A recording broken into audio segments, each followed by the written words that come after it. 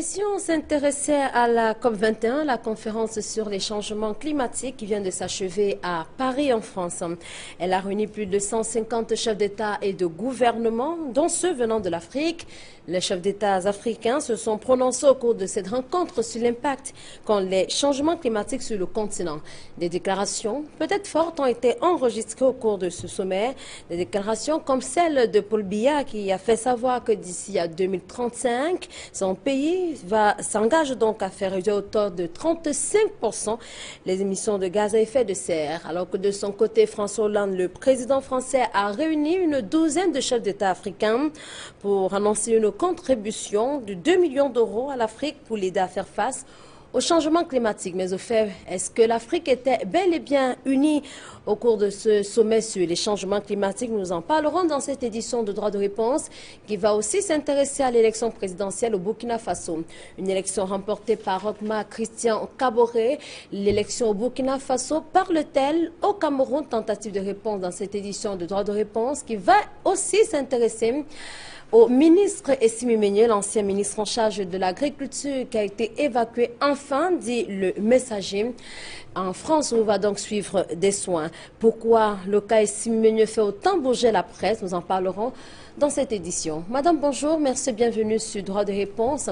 Droit de réponse est ce programme qui se propose de disséquer l'actualité telle que vue par la presse afin de susciter le débat ici, comme tous les dimanches d'ailleurs, des acteurs de la société civile, des hommes politiques se succèdent donc sur ce plateau pour tenter de nous faire comprendre ce que la presse, elle, avec les journalistes, bien évidemment, n'a pas pu nous faire voir ou nous faire comprendre au cours de la semaine qui s'achève. Merci d'être avec nous. Dans un instant, nous ferons connaissance avec nos invités. D'abord, un tour dans les kiosques pour savoir comment la presse a traité de ces différents sujets d'actualité. Fabien Vallon-Dongo, bonjour. Bonjour Sandine, bonjour à tous. Merci d'être là ce dimanche encore. Envie de dire que l'environnement et la politique notamment nous intéressent au cours de cette édition. Alors vous l'avez dit, 3 thématiques meublent d'ailleurs le grand rendez-vous de ce dimanche. On commence par pour parler d'abord du COP 21, donc le quotidien gouvernemental Cameroun Tribune qui nous l'apprend, notamment celui du 30 novembre 2015. C'est simplement contenté de dire que Paul Biya s'est envolé pour Paris avec notamment une forte délégation. Selon Cameroun Tribune, Paul Biya a donc en sa qualité de véritable défenseur de la cause environnementale, n'a pas voulu manquer le grand rendez-vous des pollueurs du monde qui cherchent donc des solutions pour lutter contre le changement climatique. Le même journal précise que Paul Biya, en prenant donc la parole, a plaidé pour avoir plus de financement. Il a même insisté, ajoute le reporter de Cameroun Tribune, à ce grand rendez-vous. Le quotidien gouvernemental fait savoir que le thème développé par Paul Biya était axé sur les défis climatiques et les solutions africaines. Sur le quotidien, sur la question notamment, le quotidien Le Messager pense que Paul Biya est plutôt allé faire de la figuration.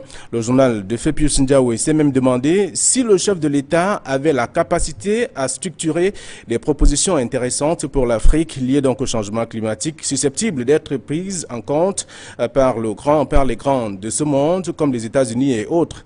Ces derniers ont-ils écouté Paul Biya? S'interroge d'ailleurs Le Messager. À cette question, Mutation dit que Paul Biya était obligé de faire ami-ami avec donc les puissants pour espérer rentrer avec quelque chose pour son pays. Il a même annoncé qu'il s'engage à réduire de 32% ses émissions ses émissions de gaz donc à effet de serre d'ici 2035. Nous apprend d'ailleurs le journal. En contrepartie, Yaoundé espère bénéficier d'un financement de la communauté internationale pour faire face donc à ces contraintes de développement, précise le journal Mutation. Autre sujet au rendez-vous également de ce droit de réponse, c'est notamment l'affaire Essimi Meunier qui a finalement été évacué en Europe. La Nouvelle Expression nous apprend qu'il a enfin été évacué. Selon des sources de la Nouvelle Expression, un avion médicalisé est venu le chercher pour l'Europe. Le chef de l'État, après avoir écouté les pleurs de l'ancien ministre des Finances et ancien ministre de l'Agriculture, il a finalement signé siffler la fin de la récréation, précise la nouvelle expression. Pour le messager, c'est après moult batailles des réseaux que le chef de l'État a fini par donner son accord pour l'évacuation sanitaire d'Emmanuel Essimé-Migné. Le messager ne renseigne pas suffisamment sur les causes du mal qui ronge d'ailleurs Essimé-Migné. Le journal parle de l'accident vasculaire cérébral et ou encore de la hernie discale. Le rédacteur de l'article se demande s'il n'y a pas des hôpitaux capables au Cameroun de prendre en charge ces deux cas, s'ils sont d'ailleurs avérés. La météo ne répond pas à cette question, mais le bio-hebdomadaire fait savoir que le vrai faux malade a finalement doublé la justice. Pour la météo, Essimé-Migné a réussi son coup. Plusieurs personnes estiment qu'il ne reviendra plus au Cameroun parce que sorti du pays, il a la possibilité de rester et de ne plus revenir. Il ne va plus déférer donc à la convocation des magistrats en rapport avec deux dossiers potentiellement détonnants pour lui. Donc et après l'audition du 13 janvier dernier au cabinet du ministre de la Justice. Un autre sujet, et le dernier d'ailleurs, qui sera aussi en débat de ce programme. Au cours de ce programme, c'est notamment celui que nous propose la nouvelle expression qui dit que la commission électorale indépendante de ce pays, notamment le Burkina Faso, on parle de la présidentielle de ce côté-là, a proclamé les résultats définitifs en moins de 30 heures. La nouvelle expression dit que c'est une véritable leçon de démocratie que le Burkina Faso vient de passer au pays africain. Le Cameroun va-t-il atteindre ce niveau-là? C'est la question que se pose encore le journal, mais le journal ne répond donc pas à cette question. Mais le journal rappelle que le président Paul Biya devrait copier cet exemple pour animer la scène politique camerounaise, pour qu'on ne parle plus d'élections reportées ou anticipées et que ce soit donc de manière respectée. Les perdants n'ont pas contesté d'ailleurs le résultat et surtout certains sont allés encourager le vainqueur. Mutation nous apprend que Rockmark Christian Kaboré, qui est donc un ex-baron, doit tout faire pour que Compaoré soit oublié. De ce fait donc le nouveau président du Burkina Faso a pour rôle de répondre notamment ou de corriger les erreurs de son prédécesseur, qu'il a d'ailleurs pourtant accompagné pendant plusieurs années. Voilà du moins ce que la presse nous propose ce matin dans le cadre de cette édition de Droit de réponse, des sujets qui sont en débat. Et à dimanche prochain, Sandrine. À dimanche prochain, Flavien Valondongo, nous aurons bien sûr d'autres thématiques à aborder. Vous serez également du rendez-vous. Bonne semaine à vous et à dimanche. Merci, à dimanche, Sandrine. Merci donc à vous, Flavien Valondongo. Maintenant, place à nos invités sur ce plateau ce dimanche. Jean-Mario Nambélé, bonjour. Bonjour Sandrine et bonjour à tous les téléspectateurs d'Equinox Télévision. Merci à vous d'avoir accepté cette invitation. Je signale que vous êtes journaliste un peu en freelance ces derniers temps. Oh oui, effectivement en freelance. Mais l'actualité ne vous échappe pas. Pas du tout. Je pense que les sujets qui ont été mis à l'ordre du jour aujourd'hui sont plus importants les uns que les autres et peut-être tout à l'heure on aura le temps de donner un peu plus de détails, mais sinon quand même que ça risque d'être une belle émission. Merci à vous d'être là. Nous disons également bonjour à Thierry Diffen. Bonjour Thierry. Bonjour Sandrine. Vous êtes militant de Cameroun People's Party, c'est bien cela? Effectivement. Merci d'avoir accepté cette invitation. C'est nous qui vous remercions de nous avoir associés à votre réflexion sur nous. Très bien. Merci également à vous, Bertin Takuloko, d'être là, de faire partie de ce moment d'échange. Merci Sandrine, c'est une opportunité que vous offrez aux uns et aux autres de s'exprimer sur les grands thèmes de l'actualité. Je signale que vous vous intéressez beaucoup aux questions environnementales, donc avec vous on comprendra certainement ce qui se cache autour des expressions changement climatique, réchauffement climatique et bien d'autres. Je signale également que vous êtes un homme politique bien connu. Bien connu, beaucoup plus dans la sphère de l'environnement. En tant qu'environnementaliste, je pense pouvoir apporter une contribution à la connaissance et à la meilleure connaissance de ce que vous avez évoqué dans votre conducteur, mais aussi au même moment, je fais un peu de politique.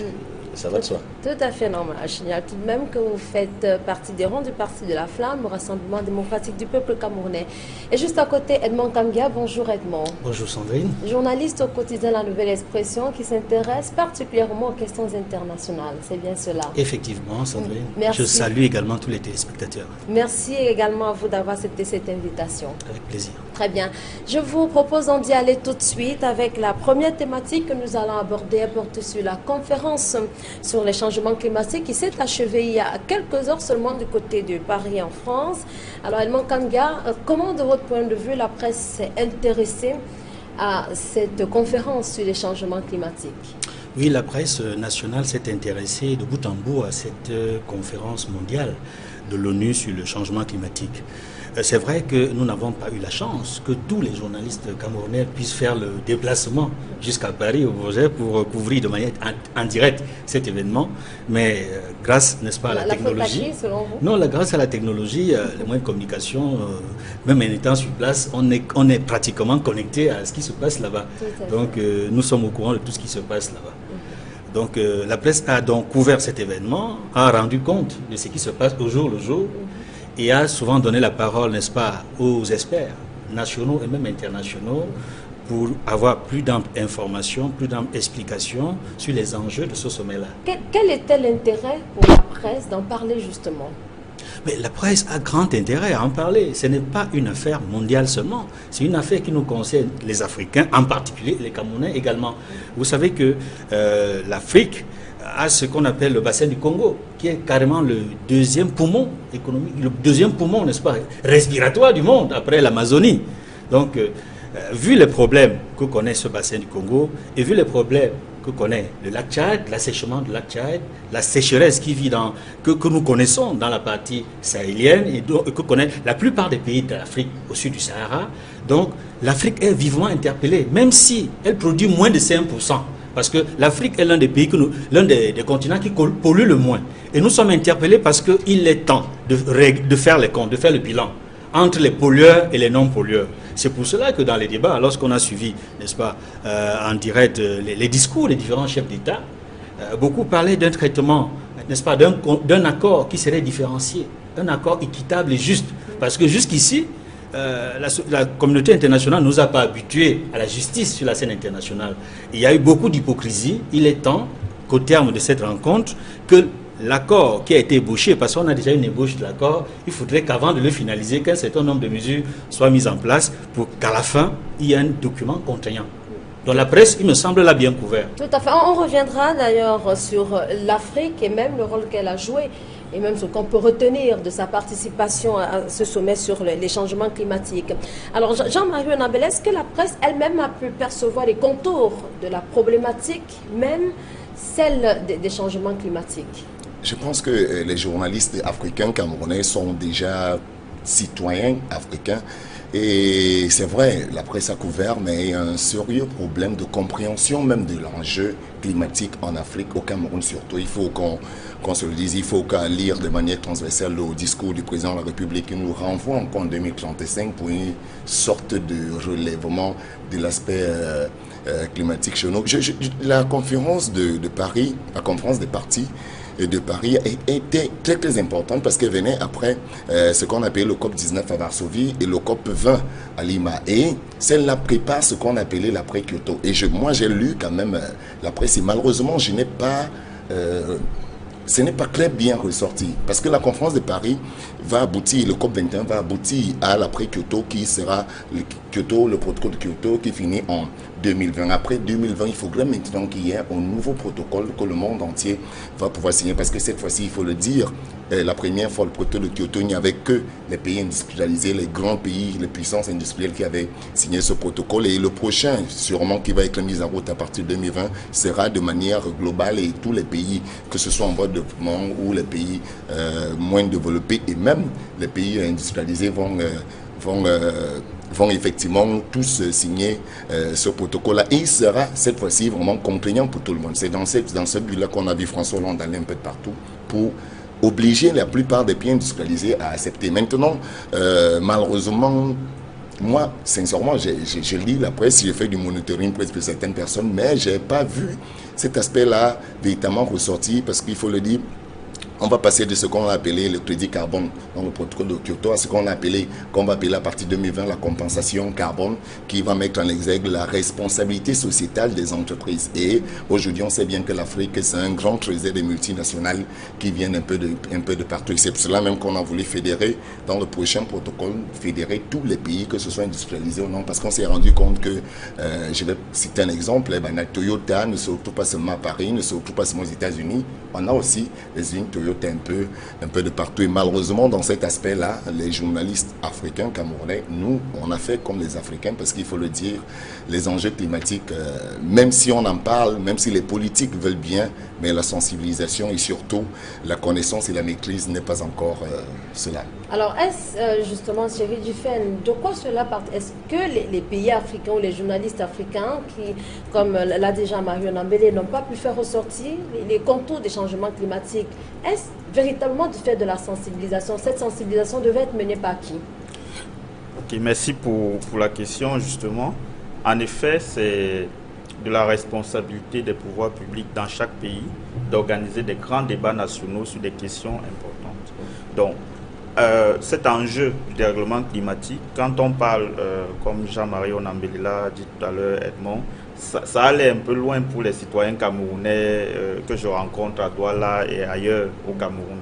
Mais si on leur dit que le dérèglement climatique entraîne les inondations, que la déforestation est à l'origine d'une manière ou d'une autre aussi contribue au dérèglement climatique, ça serait plus proche. Et les gens verront de façon plus concrète l'impact de ce dérèglement dans leur vie. Non pas que les aspects évoqués plus haut soient négligeables, mais je veux dire qu'il y a un vrai problème, justement en termes de sensibilisation, parce que les pouvoirs publics africains, notamment en général et en particulier au Cameroun, devraient organiser un large débat qui inclut la société civile, les représentants des populations, les partis politiques, les experts, pour enfin mettre cette question au centre de l'agenda politique et social environnemental au Cameroun, afin que nous puissions dégager une position cohérente et puis légitime pour pouvoir impacter sur ces négociations, d'abord au niveau de l'Afrique, qui en réalité devait se présenter là-bas en rang resserré, pour que nous soyons à même de peser effectivement sur les négociations lors de ce sommet. Mais bon, nous avons constaté que le Cameroun a publié un document. Nous n'avons pas été associés, je ne sais pas si d'autres ont été associés, des partis politiques ou les journalistes, à l'élaboration de ce document, et les experts aussi qui travaillent sur ces questions. Nous voyons que l'Union africaine a également publié un document, chaque pays africain a publié un document, et ça nous montre qu'en effet, il n'y a pas eu une prise de conscience collective, effective, de la question et des enjeux du climat. Et ça ne milite pas en faveur d'une bonne participation, d'une bonne négociation du Cameroun et de l'Afrique en général dans ce sommet. Donc voilà ce que nous pouvons déplorer pour l'instant. Et nous pensons qu'on aurait pu mieux faire. Alors, tout à fait. Bentin Takuloko, que doit-on retenir? La COP21 s'est achevée, il y a eu des discours, on a entendu des annonces ici et là. Mais que faut-il retenir? Qu'est-ce que l'Afrique doit retenir de ce qui s'est passé à Paris? Sandrine, je ne voudrais pas me lancer dans un débat trop savant qui, à la longue, ne permettra même pas aux téléspectateurs de comprendre les motivations de l'émission. Je voudrais, à l'entame de ce que je vais dire, axer ma réflexion sur deux angles. Dans un premier temps, je conviens avec les deux autres panélistes pour dire qu'il y a eu un véritable problème d'expression et d'information au niveau de la masse populaire. On fait des débats sur l'environnement, mais on ne dit pas aux populations qu'en fait, ce dont on parle, c'est le réchauffement climatique. Ce dont on parle, c'est une augmentation anormale de la température à la surface de la Terre. Ce dont on parle, c'est l'activité humaine qui, à la longue, va conduire à des températures exagérées qui auront des conséquences très importantes sur notre vie au quotidien. Tout à l'heure, on parlait des conséquences au niveau du Cameroun. Je dis, c'est très simple, allez à Manoka, allez à Cap Cameroun, vous verrez que la côte a tendance à reculer. Les eaux ont tendance à submerger les terres. Allez à Youpoué, où des gens, pour l'instant, sont installés, vous allez constater, partout où il y a eu une poldérisation, il y a conséquemment des risques d'inondation qui vont suivre. Et ce dérèglement climatique va aller au-delà des conséquences que nous pouvons imaginer. Mais maintenant, si je reviens au fondement de votre question, ce qu'on peut retenir à la COP21, la Convention des parties, ce qu'on retient, c'est, contrairement à l'esprit de Copenhague, qui voulait que les États arrivent à mettre en place des mécanismes qui vont se réguler avec le temps, de manière contrôlée, aujourd'hui, il y a l'aspect de la contrainte, vous l'avez dit. Il y a la contrainte qui voudrait que les États du Nord et du Sud soient amenés à déclarer les résultats que ces États peuvent obtenir sur 20, 30 ans, 50 ans, de manière à ce que ces résultats-là puissent être probants, là, parlant des mesures de solution possibles.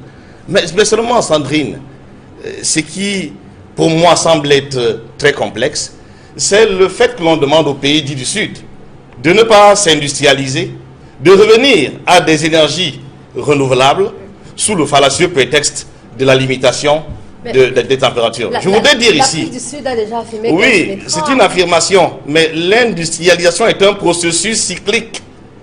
L'Europe ne s'est pas industrialisée à partir des énergies non fossiles.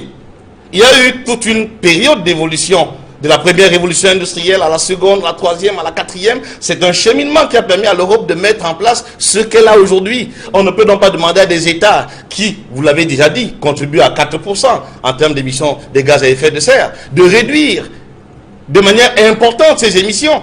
Quand le chef de l'État dit qu'on atteindra 32%, je ne voudrais pas m'y opposer, mais je pense qu'au Cameroun, c'est difficile. Pour atteindre 32%, il faudrait qu'on sache avec réalité quelle est notre contribution au gaz à effet de serre. Quelles sont nos émissions annuelles. C'est un discours creux prononcé par le président. C'est un effet d'annonce qui, sur le plan purement scientifique, ne peut pas s'expliquer. Je retiens de cet effet peut-être la volonté qu'il a, comme les autres États, à vouloir réduire de manière drastique les émissions de gaz à effet de serre. Donc, en fait, c'est un problème qu'il faut prendre avec des pincettes. Vous avez dit au début de votre prise de parole que nous en sommes à la fin. Non, nous n'en sommes pas encore à la fin, Sandrine. La conférence a débuté avec un document de près de 1000 pages qui a été épluché. On en est aujourd'hui à un document de 21 pages. Il est question que la semaine prochaine, que les ministres des différents États représentés discutent encore parce qu'il y a des points d'achoppement. Alors, on ne sait pas si on réduira d'1,5 ou de 2 degrés ces gaz à effet de serre. On ne sait pas si les 100 milliards de francs du fonds vert seront régulés en fonction du temps, de manière progressive, en permettant aux États du Sud de suivre le mouvement. On ne sait donc pas les limites de contraintes chiffrées. Et à ce niveau, je dis que peut-être qu'il y a un premier préaccord, mais il y a encore tout un jeu qui va se faire dès lundi, dès demain, et qui permettra sûrement aux différentes délégations de trouver un modus vivendi qui, pour moi, pourra permettre à ce qu'il y ait moins de contraintes, qu'il y ait moins de réclamations. Mais je vais finir mon propos en reconnaissant que, au moins pour une fois, la conférence a attiré plusieurs chefs d'État. Pour une fois, au moins, la conférence a pu réunir sur place plus de 1000 maires et autres collectivités décentralisées. Pour l'une des rares fois, la conférence a pris en compte les arguments des ONG comme Greenpeace, comme World Right Fund, qui, en réalité, ont des objectifs qui ne sont pas purement politiques, mais c'est des objectifs transnationaux qui vont au-delà des États. Alors, finalement, Edmond Kamgal, l'Afrique, donc, dans tout ce qui s'est passé, il y a Betin Taklopo qui estime quand même qu'il y a beaucoup de choses qui restent encore à faire. Mais jusqu'ici, les chefs d'État africains, qui chacun avait son document, avait son discours, avait sa partition à jouer, est-ce que les chefs d'État africains se sont finalement accordés sur ce qu'il y a lieu de faire pour le continent africain?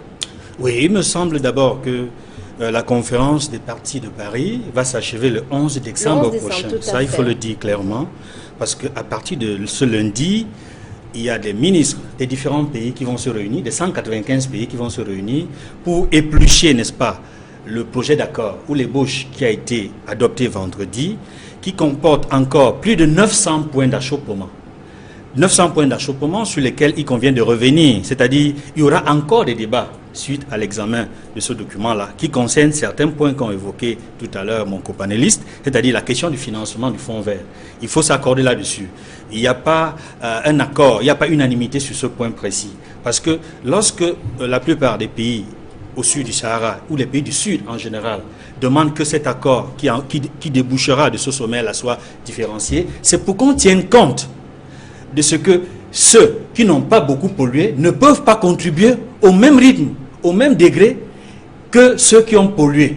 Et il faut donner effectivement du temps aux États en développement qui souhaitent l'émergence d'avancer encore avec des énergies fossiles pendant un certain temps pour atteindre un certain niveau de développement qui leur permette à ce moment-là d'entrer dans les énergies renouvelables comme souhaité par la plupart des États industrialisés. Il y a également le fait que, il me semble, qu'il y a un certain accord, même si les différents chefs d'État ne donnent pas l'impression, après avoir présenté leur discours, de s'être concertés. Lorsque l'on écoute, lorsque l'on lit leur discours, il y a des points de convergence. Il y a des points de convergence. La plupart d'entre eux souhaitent... Sauf qu'il faut rentrer dans ces discours pour pour effectivement trouver les points de convergence, que ce soit au niveau du bassin du lac Tchad ou encore au bassin du Congo. Mais est-ce que cela devrait se passer comme ça? Est-ce que l'Afrique n'aurait pas pu s'unir et d'avoir une seule voix à porter au cours de cette conférence? Moi, je pense que l'Union africaine est partie prenante. Et en cela, l'Union africaine, me semble-t-il, a des structures qui sont présentes, qui travaillent sur cette question-là et qui vont, me semble-t-il, jouer un rôle prépondérant avant la fin de ce sommet. Parce que lorsque je lis toutes les contributions des différents États africains, et lorsque j'écoute, n'est-ce pas, ce qu'en pense l'Union africaine, je me rends bien compte que le fond du document de l'Union africaine rejoint l'ensemble des préoccupations des différents États africains. Et il me semble qu'il y a quelque chose de très important qu'il faut noter. Parce qu'il y a une véritable évolution. Au-delà même de la présence de 150 chefs d'État africains, ce qui est un record dans une conférence diplomatique de ce type, il n'y a qu'un pays qui n'a pas ratifié le protocole de Kyoto, qu'on appelle les États-Unis. Son président, qui s'appelle Barack Obama, a définitivement opté pour un accord qui en sortira et qui sera contraignant. Parce que il y en a qui pensent qu'il y a encore une controverse sur la position américaine. Non, il n'y a pas de controverse. L'Amérique a évolué sur cette question. Ce n'est plus la position de John Kerry, que les gens continuent à citer, qui est un peu ambivalente. Le président Obama, il a dit clairement dans l'un de ses propos que les procédures et règlements, y compris les engagements des États, seront contraignants. Et il tient, et il a dit, l'Amérique, Washington, qui est le deuxième pollueur après la Chine, va apporter sa contribution, n'est-ce pas, à la résolution du problème de réchauffement climatique. Il va de la vie des générations futures, il va de la société internationale, de l'état du monde. Parce qu'il a, n'est-ce pas, ce souci d'entrer dans l'histoire. Parce qu'il est à la fin de son mandat. Exactement. En réalité, il n'a plus de bataille politique. Et c'est pour cela qu'il s'engage à fond, pour laisser une marque, une empreinte qui va caractériser, c'est vrai, sa personnalité, mais également son pays. Et j'espère qu'on va y parvenir. Alors Jean-Marie Onambele, c'est tout un calcul politique, finalement. Et vraiment un calcul politique, alors surtout qu'on devrait venant parler d'Obama. de changement climatique, d'impact sur les populations en elles-mêmes. Il faut le dire, hein, concernant déjà Obama, juste une parenthèse, parce qu'il y a beaucoup d'analystes américains qui pensent que c'était juste un engagement politique. On sait bien, si les choses vont comme elles sont en train d'aller là, que les républicains vont reprendre d'ici peu le pouvoir aux États-Unis. Ils vont revenir à la posture de John Kerry. C'est très, très difficile pour les États-Unis qui, depuis déjà des décennies, n'arrivent pas à vouloir véritablement s'engager. C'est vrai que Barack Obama, on dit dans une sorte de démagogie, un populisme, même veut venir jouer un dernier barreau d'honneur, mais ça sera quand même très, très difficile ce côté-là. Reparlons de l'Afrique qui est partie parler en plusieurs, on dit plusieurs voix. Moi, je ne suis pas si sûr, parce que cette convention des partis a fait sorti ce qu'on appelait là-bas le G77 plus la Chine. Et le G77 plus la Chine, c'est 135 pays. Parce que malheureusement, il y a dans le G77 plus la Chine, 77 pays qui sont véritablement engagés et d'autres qui disaient qu'on est sympathisants. Pourquoi? Parce que de ce côté-là, il y a certains qui étaient contre les Africains qui viennent, excusez-moi l'expression, commander de l'aide encore pour batailler. Et tous les pays du Sud aujourd'hui, certains ont bien envie, comme le disait M. Bertin tout à l'heure, ont bien envie de s'industrialiser, ne trouvent plus l'importance de venir demander quoi que ce soit. Il faut encore dire même qu'aujourd'hui ici, il y a des pays qui sont, je voulais dire, qui ont encore la chance de pouvoir s'industrialiser sans pouvoir utiliser de manière sauvage les énergies fossiles, comme ça a été fait un peu de partout. C'est l'Afrique, c'est une partie de l'Amérique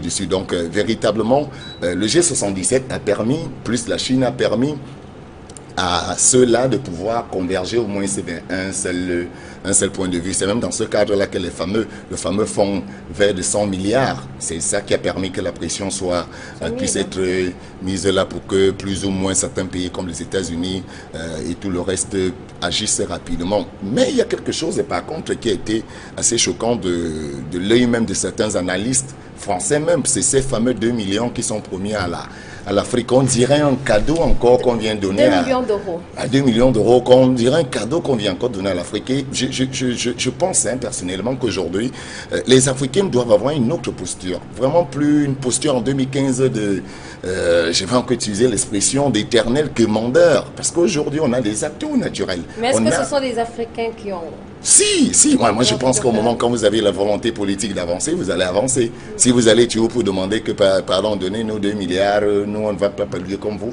alors que l'enjeu c'est l'industrialisation, comme le disait M.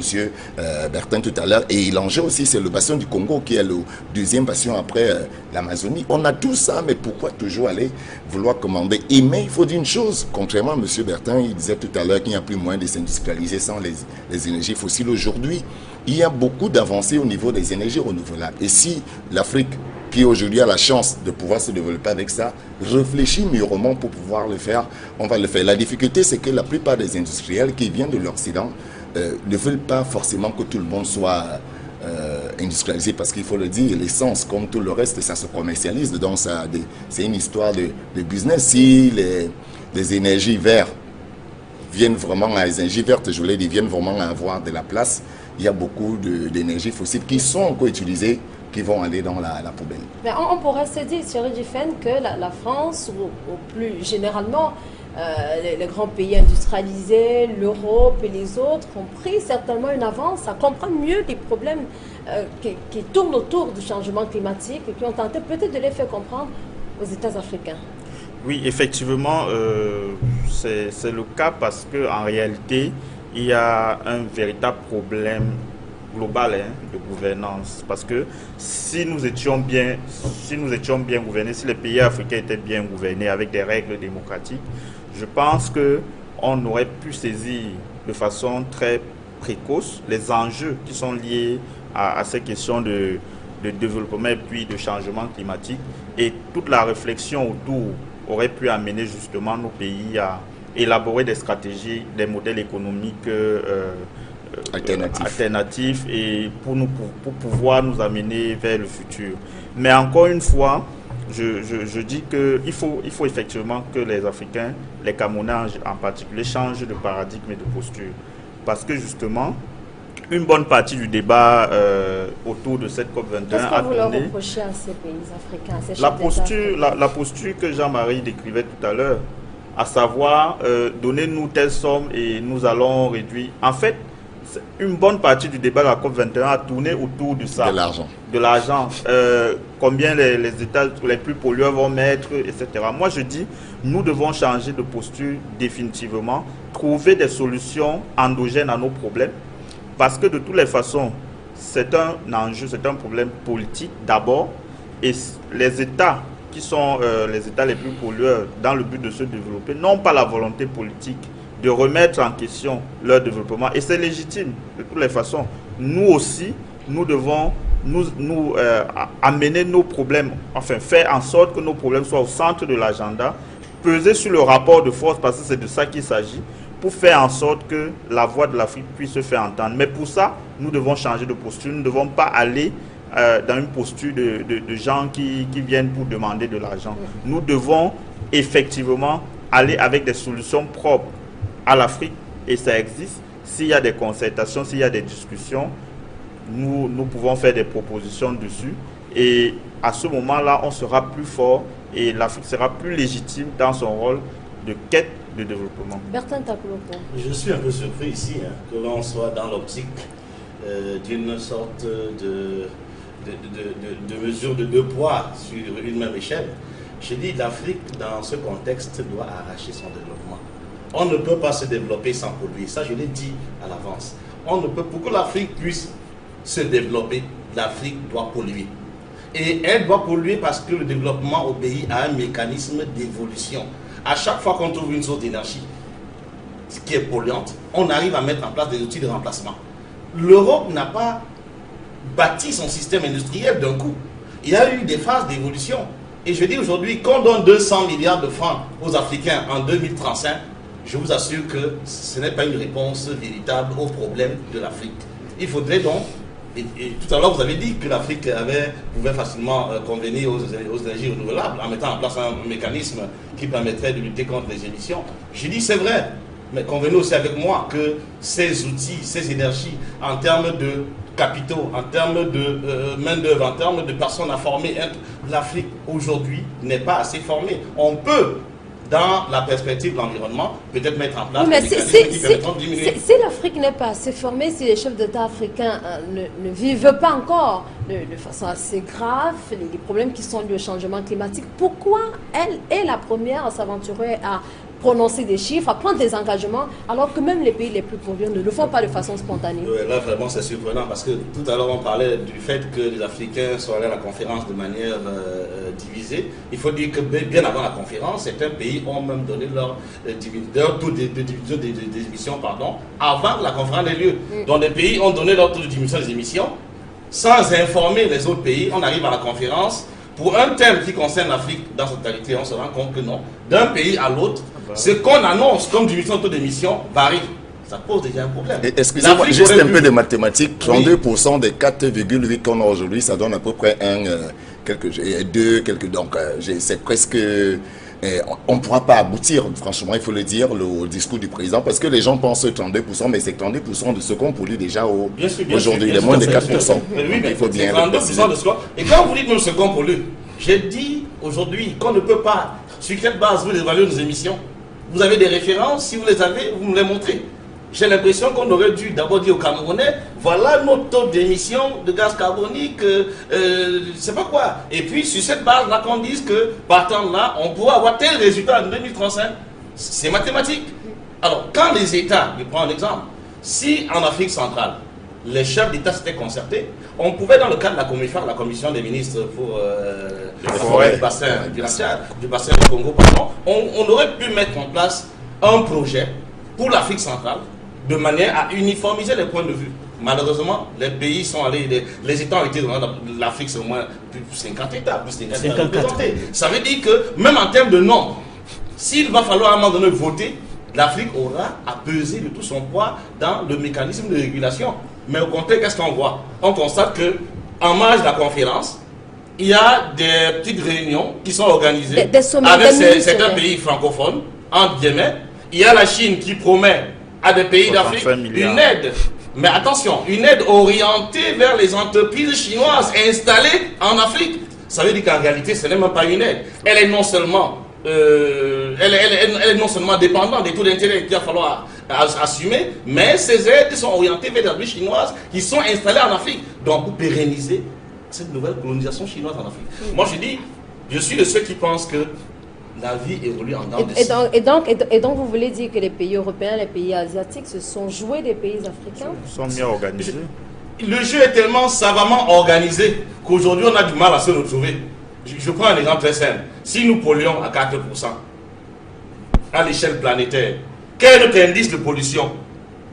C'est presque nul. Maintenant, quel sera notre effort en termes de régulation? Est-ce qu'on va compter sur les 100 milliards hypothétiques? Parce qu'il faudrait le dire. Même l'aide au développement n'a fait que s'amenuiser au fur et à mesure que le temps passe. Même si on nous promet chaque fois que cette aide va être renforcée, on donne du main et on récupère de l'autre. Je pense que l'Afrique, la conférence, la COP21 a sa place.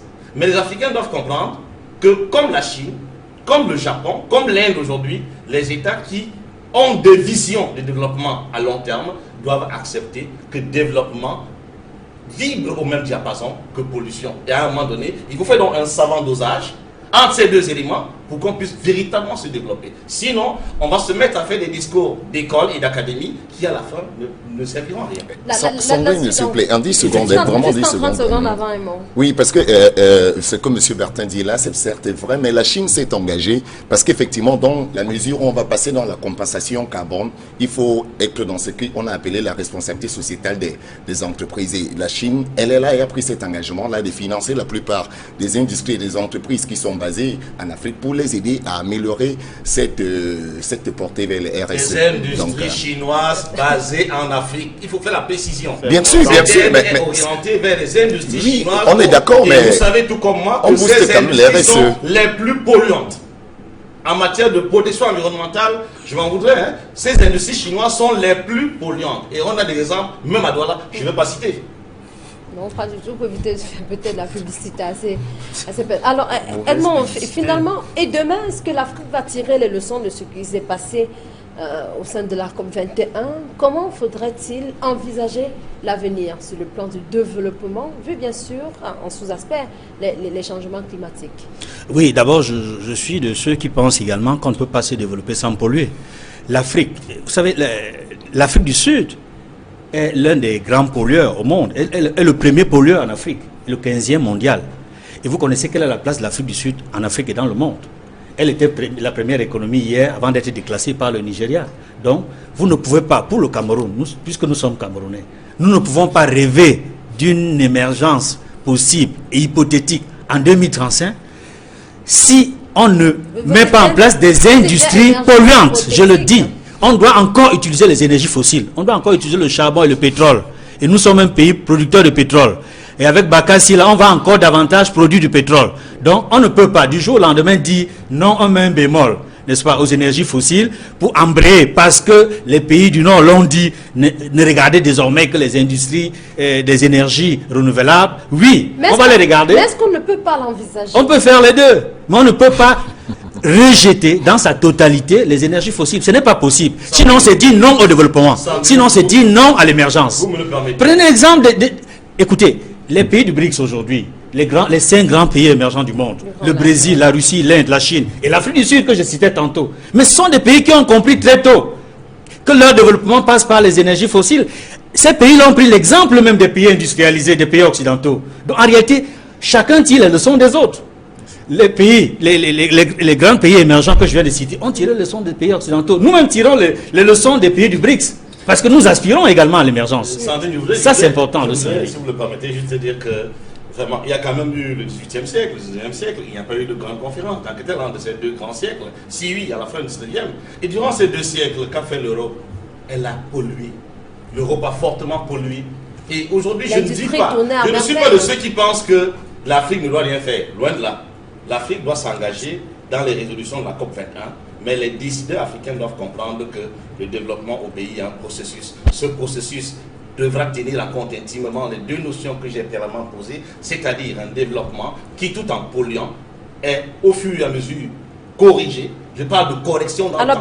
Parce que le danger qu'on court dans ce mécanisme, c'est de croiser les bras en disant, alors là, on va aller prendre le solaire, on aura l'énergie photovoltaïque, on va aller prendre les marées et voir dans quelle mesure se développer, alors que nous n'avons pas déjà la possibilité de fabriquer. Alors pour sortir de ce sujet à Edmond Kamga et à Bertin Takulo, s'il faut revenir au Cameroun, qu'est-ce qu'il y a lieu de faire? Est-ce que le ce devrait se contenter de ce taux de pollution, essayer de l'augmenter? Le président d'Apple parle quand même de 32%. Alors, que doit-on faire au Cameroun? Il y a quand même des experts sur la question. Il faut bien qu'ils se prononcent sur l'engagement que le Cameroun peut prendre par rapport à cette problématique qui tourne autour du changement climatique. Que doit-on faire au Cameroun? Très rapidement, je vais dire qu'il faut d'abord revoir notre modèle de développement agricole. Il faut mettre un trait sur la culture inhérente sur le brûlis, qui en réalité aujourd'hui est l'une des causes du développement des gaz à effet de serre au Cameroun. Il faut mettre un trait là-dessus. Et si vous mettez un trait là-dessus, il faut revenir sur les concessions forestières qui ont été faites à des multinationales qui, de plus en plus, pillent nos forêts. Sur votre premier aspect, si on met fin à l'agriculture, à la culture sous brûlis, quelle est la possibilité, l'autre possibilité que peuvent faire les agriculteurs? L'autre possibilité, c'est par exemple de privilégier les cultures qui n'utilisent pas le feu, où on n'est pas obligé d'utiliser le feu à tout courant. Quand il dit que, en fait, si vous prenez le premier procédé qui consiste à abattre, à scier et à faire brûler, vous comprenez que tout compte fait, non seulement vous allez dénuder un sol, vous allez tuer la matière nutritive qui est contenue, vous allez favoriser une érosion à grande intense, alors qu'en prenant par exemple une culture sur but, qui n'a pas besoin nécessairement qu'on utilise le feu, vous allez réduire les impacts au niveau de la qualité de votre sol à longue durée. Ça, c'est l'une des précisions. Maintenant, tout à l'heure, quand il parlait de la politique forestière, aujourd'hui au Cameroun, on a les UFA, les unités forestières d'aménagement, qui obéissent au principe de respect de l'environnement. L'État n'a donc qu'à renforcer la réglementation sur les UFA pour qu'on ait au moins le gage que d'ici 10 ans, 20 ans, 30 ans, nos forêts de l'Est, du Sud ou bien de l'Ouest seront sauvegardées. Et il faut également regarder dans les transports. Oui. Dans les transports. Aujourd'hui, on a un phénomène devenu récurrent, c'est le phénomène de Benskin, des mototaxis. Un pays comme le Cameroun gagnerait à mettre en place une politique d'importation et de contrôle de véhicules, de mise en place des infrastructures routières pour juguler le problème des mototaxis. C'est la voie par laquelle, par exemple, la pollution, l'air à Douala est devenu, la vie est devenue difficile à Douala. L'air n'est pas respirable. Vous n'avez qu'à voir. Vous ne pouvez pas dans une ville comme ça, c'est une métropole, avoir 100 000 motos. 100 000 motos en termes d'émissions en une journée. Je ne sais pas, je n'ai pas les calculs, mais je reste convaincu qu'en mettant en place une politique qui permettait, par exemple, de ne faire entrer au Cameroun que des véhicules d'un certain âge, en dotant le pays d'infrastructures routières, on peut, et en créant des emplois, et ça, je pense qu'avec mon ami politicien, on s'en conviendra, on peut permettre aux Camerounais de lutter véritablement contre les changements climatiques. Je ne dirais pas atteindre les 32% qui ont été promis, mais 32% de près de 5%. Oui, 32% de près de 5%.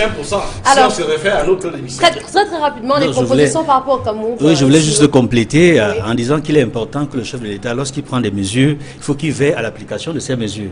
Il nous a promis un laboratoire climatique. Jusqu'aujourd'hui, on n'a pas ce laboratoire-là. Parce que ce laboratoire-là, il l'a annoncé depuis plusieurs années. Il est revenu là-dessus. C'est encore peut-être sur du papier, mais il faut le réaliser.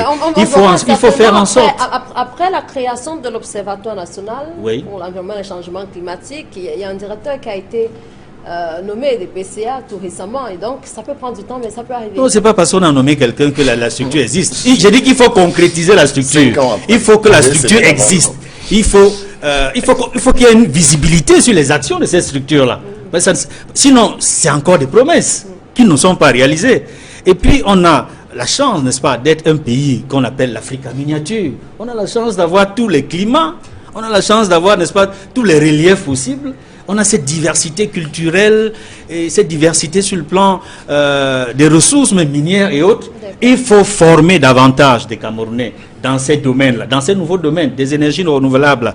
Bon, il y a, c'est vrai, l'Institut du Sahel à Maroua, mais je ne sais pas jusqu'ici, concrètement, qu'est-ce qu'on en a fait des produits qui sont sortis de cette école. Il faut qu'on ait une visibilité sur le travail qui est fait, qui est en termes de formation, en termes d'utilisation. N'est-ce pas, de ces ressources-là pour pouvoir avancer. Très bien, je vous propose donc de parler d'autres choses. On sort de l'environnement. C'est vrai que tout à l'heure, on a évoqué également les enjeux politiques qui tournent autour de la conférence des partis qui se tient à Paris. Et je vous propose donc à présent d'évoquer l'élection présidentielle au Burkina Faso et des leçons que le Cameroun peut en tirer. Alors, Jean-Marie Nambélé, quels sont les commentaires que vous inspire, bien quelle est la réaction que vous avez après la tenue de l'élection? Il y a un seul adjectif d'abord, c'est beau. C'est beau de voir qu'en Afrique, ça peut se faire. C'est beau de voir qu'en Afrique, on n'est pas toujours que des guerriers. C'est beau de voir qu'en Afrique, on peut aussi être posé et ne pas toujours être dans l'émotion, parfois un peu exagérée, qui se voit souvent ça et là lors des élections. Après les élections, on voit des gens qui vont de gauche à droite. Je pense que le Burkina Faso a véritablement donné une leçon, hein, bon, après le Nigeria, parce qu'il faut aussi dire, même au Nigeria, la fois dernière, ça s'est très bien passé aussi. Je pense que de plus en plus, aujourd'hui, on a des gouvernants et même des politiciens en Afrique commencent à comprendre que ce n'est pas toujours la guerre, ce n'est pas toujours les batailles qui vont mener vers ces fameux développements qu'on vise tous à travers la vision 2035. Et on a vu Zéphirin Diabré le soir même des résultats aller saluer son adversaire. On a même vu les sankaristes qui ont eu à peine 1% et être contents de voir Roch Marc Moins de 5%. Oui, moins de 5% pour les sankaristes. Donc on a même vu tous ceux-là qui étaient, même les gars du CDP, ceux du parti de Compaoré, tout le monde est d'accord avec Roch Marc Kaboré. Je pense qu'aujourd'hui, c'est une grande victoire. Et moi, je vous dis, le seul adjectif, c'est que c'était beau. Maintenant, il y a un gros problème qui se pose, hein, parce qu'il faut dire qu'à côté des élections présidentielles, il y avait les législatives qui se tenaient à côté. Malheureusement, Roch Marc Traoré a eu 55 sièges. Il y a le parti de notre ami Zéphirin Diabré qui s'en sort avec 33 sièges. On a même des gars du CDP, ceux de Compaoré, qui auront réussi à grappiller 18 sièges et les sankaristes qui s'en sortent avec 5. Ça devient très compliqué parce que malheureusement pour lui, il ne peut pas s'allier ni avec ceux de Zéphirin Diabré, ni avec ceux du CDP, parce que malheureusement le CDP, on continue toujours à lui donner. Mais rien n'est sûr, il se pourrait bien que Roch Marc Christian Kaboré semble plutôt faire l'unanimité? L'unanimité, oui, mais la subtilité va toujours être de mise. Parce qu'aujourd'hui, le voir ensemble avec, au niveau du Parlement, avec les gens de la CDP, ça sera très, très, très compliqué. C'est même ça, ce premier challenge qu'il va avoir pour démontrer s'il est vraiment un homme d'État, un homme politique, juste après ces élections présidentielles-là. Alors, avant Thierry Dufresne, Edmond Kamga, tout à l'heure, Jean-Marie Onambele a plutôt fait comprendre que ça avance plutôt en Afrique. Lorsqu'on regarde les élections qui sont déroulées au Burkina Faso, au Nigeria précédemment, on a l'impression que tout commence à aller pour le mieux. Est-ce pour cette raison que la presse pense que de plus en plus, il y a des pays africains qui donnent des leçons au Cameroun? Oui, bien sûr, parce que dans ces pays-là qu'il a cités, après le Nigeria, le Burkina Faso, ce sont des leçons appréciables qui méritent d'être diffusées, publiées dans toute l'Afrique pour que l'ensemble des dirigeants africains... Mais il y a eu d'autres élections dans d'autres pays africains, au Burundi, oui, il y a eu ailleurs. Oui, il y a des élections qui sont bien déroulées également. Je pense à la Tanzanie, je pense au Botswana, en Afrique du Sud, ça se passe plutôt bien de ce côté-là. Mais malheureusement, ces bons exemples ne sont pas copiés, ne sont pas imités par des pays comme le Cameroun, comme le Burundi, comme le Congo-Brazzaville, comme les deux Congos d'ailleurs. En tout cas, la plupart des pays d'Afrique centrale sont le ventre mou de la démocratie. Ce sont des pays qui n'aiment pas la démocratie, il faut le dire ainsi. Les pays d'Afrique centrale n'aiment pas la démocratie. Parce que partout ailleurs, que ce soit en Afrique de l'Ouest, globalement, que ce soit en Afrique australe. Tous les jours. Oui, parler démocratie ne signifie pas qu'il y a la démocratie. Ce n'est pas parce que certains disent qu'il y a la démocratie apaisée ou qu'il y a la démocratie, je ne sais pas si la démocratie peut avoir un qualificatif. Ou c'est la démocratie ou ce n'est pas la démocratie. Si ce n'est pas la démocratie, alors c'est la dictature. Dans ce cas, je pense que nous, on a beaucoup à apprendre du Burkina Faso. C'est vrai, les contextes sont différents. Le Burkina n'est pas le Nigeria, n'est pas le Cameroun, mais nous avons beaucoup à apprendre de ce qui se passe ailleurs. Pourquoi? Parce qu'en termes de challenge démocratique, vous voyez, quand un président sortant perd les élections comme au Nigeria, il félicite l'entrant, Bouhari, ça fait plaisir. Et ça montre que l'Afrique a des exemples aussi. Quand au Burkina Faso, on voit, après l'ère de Compaoré, c'est vrai, c'était certain que l'un des 14 candidats allait gagner.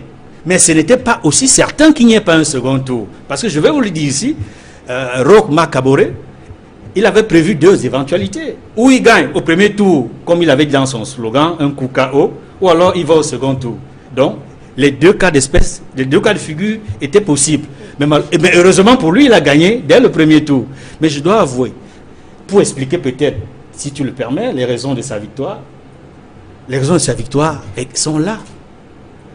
Sur les 14 candidats, il y en avait au moins 3 ou 4 qui avaient des chances d'arriver au second tour ou de remporter l'élection.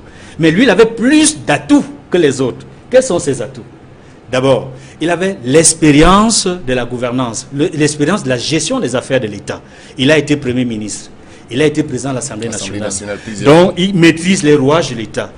Et plus important, on ne le dit pas assez, il a été non seulement secrétaire général, mais président du Congrès pour la démocratie et le progrès, c'est-à-dire de l'ancien parti au pouvoir. Il a été à la tête du parti de Compaoré. Et de manière très opportuniste. De manière très opportuniste, certains vont dire qu'il était un traître, mais j'ai dit qu'il était un stratège à sa façon. Il a su quitter Compaoré quand le vent a tourné. Au moment où il a vu venir le vent populaire, il a choisi le camp du peuple en démissionnant du parti, du gouvernement, en rejoignant l'opposition. Et très vite, parce qu'il est un homme consensuel, il a su réunir autour de lui l'ensemble des opposants, y compris Zéphirin Diabré, qu'il a félicité. Donc j'ai dit c'est des atouts importants pour un homme politique. C'est-à-dire savoir observer, s'adapter aux situations, toujours rester en contact avec son peuple, ce qu'il a fait en quittant Compaoré pour l'opposition. Et puis aujourd'hui, l'une des raisons pour lesquelles il a gagné, au-delà des éléments que j'ai dit tout à l'heure, apporté tout à l'heure, homme de consensus, visionnaire et autres, et stratège, et traître pour certains. Et traître pour certains. C'est que c'est un homme qui a très vite compris qu'il avait une carte politique à jouer. Et que dans cette opposition-là, où très peu avaient une expérience gouvernementale. Zéphirin Diabré, il a été ministre, mais il n'a pas eu les fonctions, les hautes fonctions comme lui. Benewende Sankara, il n'a pas été aux affaires, c'est un avocat. Mais donc lui, il s'est dit, je quitte, je vais dans l'opposition, même si l'ensemble de l'opposition ne m'accepte pas, le moment venu, si Compaoré n'est pas là, les militants du CDP verront en moi le moindre mal. C'est-à-dire sur l'ensemble des 14 candidats, il y a des chances que les militants du CDP, s'ils ne se retrouvent pas en Zéphirin Diabré, ne se retrouvent pas en Sankara Benewende, ne se retrouvent pas en tous les autres candidats, ben, moi au moins ils me connaissent. Ils vont voter pour moi et c'est ce qui s'est passé. Et donc l'autre leçon, c'est Thierry Dufresne, ce sont également les calculs qui ont été faits au Burkina Faso, les calculs politiques de Marc Christian Kaboré. Oui, mais moi je ne voudrais pas aborder la question dans ce sens-là. Edmond a très bien élaboré, on dirait peut-être qu'il était dans son équipe. Mais bon, c'était bien vu de sa part et je l'en félicite. Seulement, ce que je veux retenir là, c'est la leçon justement que les populations, les citoyens burkinabés nous ont donné au Cameroun, en particulier à l'Afrique centrale, qui est effectivement la surface de réparation de la tyrannie. On pourrait dire ça comme ça. Parce que c'est en Afrique centrale qu'on ne voit pas ces belles choses-là que vous avez évoquées tout à l'heure. Et parmi les belles choses, vous avez parlé tout à l'heure de mouvements populaires. Voilà, je voulais dire que les citoyens burkinabés... C'est une belle chose que l'Afrique centrale devrait copier. Absolument, que le Cameroun doit copier. Les citoyens burkinabés ont pris leurs responsabilités en main, ont dit non à l'imposture de Blaise Compaoré, ont mis en place une transition qui a débouché effectivement sur des règles consensuelles. Parce que c'est ça la clé. C'est pour ça que les autres félicitent Roch-Marc Kaboré. Parce que eux, ils sont sûrs ils sont convaincus que l'élection s'est bien déroulée. Les règles ont été définies de façon inclusive, participative, démocratique. Et effectivement, ils peuvent par la suite féliciter le vainqueur. Et c'est ce que le Cameroun doit copier. Et ça fait des années, plus de 20-25 ans, qu'au Cameroun, nous appelons justement à la mise en place d'un processus électoral répondant à ces critères, c'est-à-dire inclusif, participatif, consensuel, afin que les Camerounais, effectivement, puissent, à travers leur bulletin, choisir leur leader à tous les niveaux. Est-ce que le processus électoral est exclusif? Il y a plusieurs partis politiques. Non, il ne s'agit pas. Lorsqu'il s'agit, par exemple, de l'élaboration du code électoral, lorsque cela a été à l'Assemblée nationale, un projet de loi, ce n'était pas qu'avec les députés d'un seul parti politique. Il y a bien eu d'autres députés de la nation qui ont dû contribuer à l'élaboration du code électoral, par exemple. Il ne s'agit pas de ça. On ne va pas revenir ici sur l'ensemble des propositions qui sont faites par les acteurs politiques et sociaux au Cameroun en ce qui concerne le processus électoral. Nous avons constaté, et vous pouvez encore le constater, que dans le code électoral qui a été adopté en 2012, presque aucune proposition décisive qui pouvait effectivement crédibiliser le processus électoral n'a été prise en compte. C'est la raison pour laquelle il y a cette désaffection, parce que les Camerounais savent très bien que l'outil, le processus électoral, et les CAM également, où sont nommés les membres du RDPC au conseil électoral, ne peut pas organiser des élections libres et transparentes. Et donc, c'est la leçon que le Burkina nous donne. Il faut absolument que les Camerounais prennent leurs responsabilités, reprennent leur pouvoir. Ça, c'est le premier axe du programme politique du CPP. Les Camerounais reprennent leur pouvoir afin de désigner effectivement leur leader à tous les niveaux.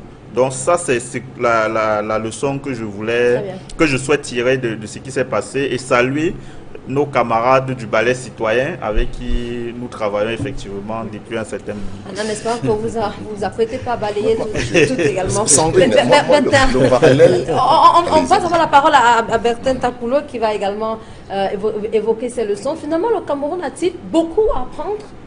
On a parlé de la célérité dans la publication des résultats, on peut le dire, moins de 2 jours. À peu près 24 heures pour la publication de ces résultats. Tout à l'heure, Thierry Dufresne parlait du contrôle, plutôt de la place des citoyens dans ce qui est advenu par la suite au Burkina Faso. Donc, beaucoup de choses à faire finalement. Sandrine, il y a des choses qu'il faut faire, mais je vais commencer par féliciter les Burkinabés pour cet acte de patriotisme. Déjà, vous l'avez déjà dit dans votre propos liminaire, la facilité avec laquelle la population a créé le résultat, le comportement du candidat perdant qui allait reconnaître sa défaite et sympathiser ou bien nouer de nouvelles relations avec le candidat heureux. Et je voudrais également dire que la commission électorale a véritablement joué son rôle en permettant aux Burkinabés d'avoir les résultats pratiquement 30 ou 24 heures après. Ça, c'est des résultats concrets que personne ne pourrait éviter ou ignorer en démocratie. Mais maintenant, je m'en voudrais dans la transposition de ne pas dire qu'on ne peut pas en termes de démocratie, qui est un idéal, si vous me le permettez, même si les qualificatifs d'apaisé ou en route ou de rigueur peuvent à la limite permettre aux gens de ne pas se retrouver, je m'en voudrais de ne pas faire le distinguo entre cette Afrique centrale tyrannisée, comme l'a dit un des panélistes, et cette Afrique centrale que l'on voudrait démocratiser. Il faut dire que dans le concept de la démocratie, il y a quand même des piliers que nous tous nous connaissons, qui devraient être appliqués. Et le Cameroun, pour ma part, n'est pas le dernier pays démocratique au monde. Et quand bien même vous parlez d'abstention au niveau des populations. Et donc vous répondez à Edmond et à Thierry qui ont parlé d'une part de surface de réparation, de la tyrannie, d'autre part d'une Afrique centrale qui se refuse à la démocratie. Mais à contrario, c'est dans cette Afrique centrale qu'on voudrait inclure le Cameroun, qu'on verrait sous l'angle d'un pays démocratique. Je ne dis pas que l'ECAM remplit totalement ses missions. Je dis que l'ECAM, comme toute structure, peut avoir ses forces et ses faiblesses. Et vous, en tant que parti politique, vous êtes partie intégrante de l'ECAM. Les décisions de l'ECAM ne viennent pas du ciel. Les décisions de l'ECAM viennent du consensus politique. Il y a des réunions qu'on convoque régulièrement au niveau de l'ECAM, où vous êtes représentés, où les autres partis politiques sont représentés, où vous êtes appelés à donner votre vision sur la manière dont vous voulez que les élections soient conduites, le processus électoral. Et je pense que quelquefois, vos idées sont prises en compte. À moins que vous n'ayez une preuve ici pour me dire que dans le conseil de l'ECAM, quand il y a des réunions, vous n'êtes pas représenté. À moins que vous ne soyez en train de me dire que vous, en tant qu'entité politique, vous représentez la totalité du peuple camerounais. Je dis que le Burkina a fait quelque chose de mémorable. J'espère qu'au Cameroun aussi, dans le sens du renforcement des pouvoirs de l'ECAM, on pourra y arriver. Mais maintenant, Sandrine, oui.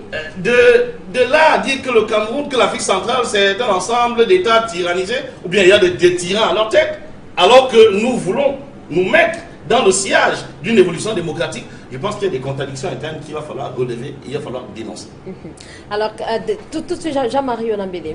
Moi, le parallèle vraiment ne me sied pas. Le parallèle Cameroun-Burkina Faso ne me sied pas. Peut-être qu'on peut déjà être content de ce qui s'est passé là-bas, mais il faut aussi dire et surtout le rappeler que c'était les toutes premières élections libres que le Burkina Faso est connu là. Vraiment, il y en a eu plusieurs. Il y en a eu, et il faut encore rappeler que dans le début des années 90, quand il y a véritablement eu une certaine démocratie avec les premières élections libres, on a aussi vu le même engouement. Malheureusement, l'histoire n'a pas voulu que ça se passe comme ça serait passé avec le fameux Je lis ce que je vois.